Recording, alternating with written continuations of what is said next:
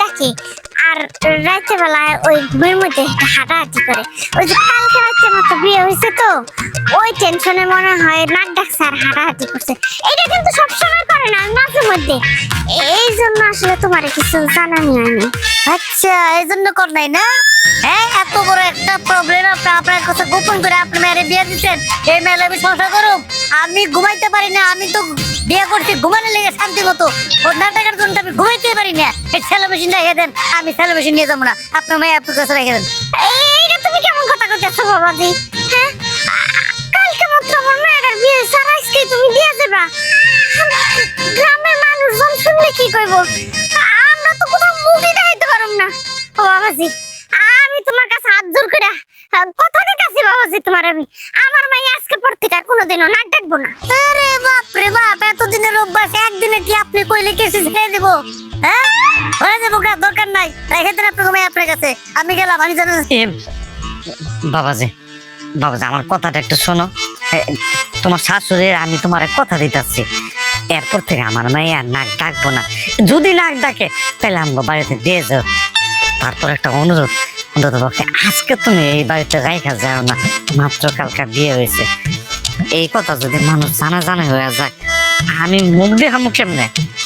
বাবাজি, বিয়ার পর একটা মেয়ের শ্বশুর বাড়ি হইলো তার আসল বাড়ি। তুমি আমার মেয়েটা এই শ্বশুর বাড়ির অধিকার থেকে বঞ্চিত করো না বাবাজি। আমি তোমার কাছে হাত জোর করে কইতাছি বাবাজি। হয়েছে হয়েছে, এরকম করি না তো। এমনি মাথা ঠিক নাই, তার মধ্যে আবার মুরব্বী মানুষ কথা ফেলাইতেও পারি না। কি যে আচ্ছা, ঠিক আছে, নিয়ে যাইতে সেবারের মতো। খালি যদি নাক ডাকছে আর যদি একই প্রবলেম আবার শুরু হয়েছে, কোনো কথা শুনুন না, এক করে দিয়ে যাবেন কিন্তু। হ্যালো, আয় আয় তাড়াতাড়ি।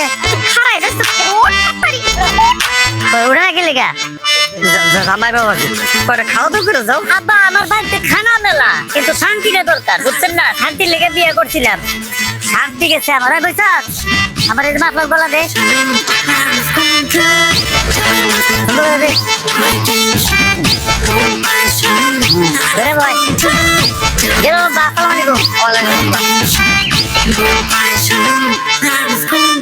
কি মনে করছিস তোর চিকিৎসা আমার কাছে নাই? আমার কাছে আছে না, অবশ্যই আছে। আচ্ছা, আমি কি করছি কোন তো? আমি তো কিছু করি নাই। এই রাতের বেলা আপনি আমার কেন বাইন্দা রাখতেছেন? ওরে মারে, কি করছি? এখন তো কিছু করা শুরু করবি। আমি ঘুমাইতে গেলে করে নাক ডাকবি তুই সেলো মেশিনের মতো, আর ঘরের মধ্যে টুক করে আটবি না। হ্যাঁ, বন্ধ, সব বন্ধ। আমি তো আপনার কইছি আমি আর নাকও ডাকবো না, হাঁটাহাঁটিও করবো না। আপনি আমার হাত পাগুলো একটু খুলে দেন। তোর কোনো কথা আমি শুনতেছি না। আরো ব্যবস্থা আছে না, স্পেশাল ব্যবস্থা? আপনি কি শুরু করছেন? আপনি পয়সা দিয়ে কি করবেন? এমনি এই যে কয়েন থাকো, এই যে পয়সা দিলাম, খবরদার কইলাম, এই পয়সা যদি এনতে পড়ছে না তাহলে তো খবর আছে। তুই এমনি থাকবি, এমনি থাকলে জীবনের নাক ডাকতে পারবি না। নালির সুদা থাকবো, কোনো শব্দ হইব না, মন থাকবো।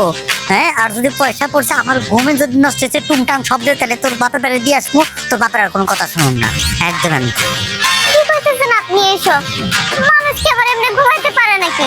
তুই কি মানুষ নাকি? তুই তো ঘোড়ার মতো খাড়াই ঘুমাবি। এখানে ঘুরে আমি তো আপনার কইছি আমি আপনার পায়ে ধরতেছি, আপনি আমার হাত খুলে দেন। আমি খাটের এক কোনায় গিয়ে শুয়ে পড়বো। আমি আপনাকে জ্বালাবো না, আমি নাকও ডাকবো না, ঘরের মধ্যে হাঁটাহাঁটিও করবো না। আমার হাত খুলে দেন।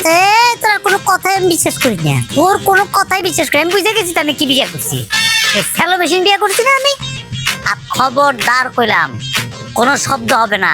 এই যে হাত পা বাঁধছি না, যদি শব্দ ছিল মুখের মধ্যে ট্যাপ পেরে দিবি কিন্তু। আমি ঘুমাইতে গেলাম, কোনো শব্দ না আছেন। আচ্ছা ঠিক আছে, আপনি আমার হাত বেঁধে রাখেন, কিন্তু আবার কপাল থেকে পয়সাটা নিয়ে আসছেন। পয়সা এমনি থাকবে, তোর নালি সোজা থাকবে, কোনো শব্দ বেরোবে না। সোজা পয়সা না পড়ে নালি কারণে গর্ব করছে। করে মারে কারে বিয়ে করলাম, কি লেগে বিয়ে করলাম?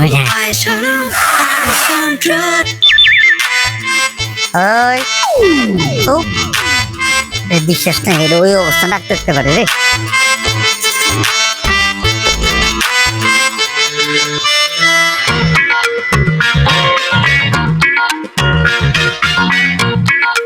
সর্বনাশ করছে রে, কোন সময় রান্না করে আইছে কোনো খোঁজ খবর নাই। এ করে কি?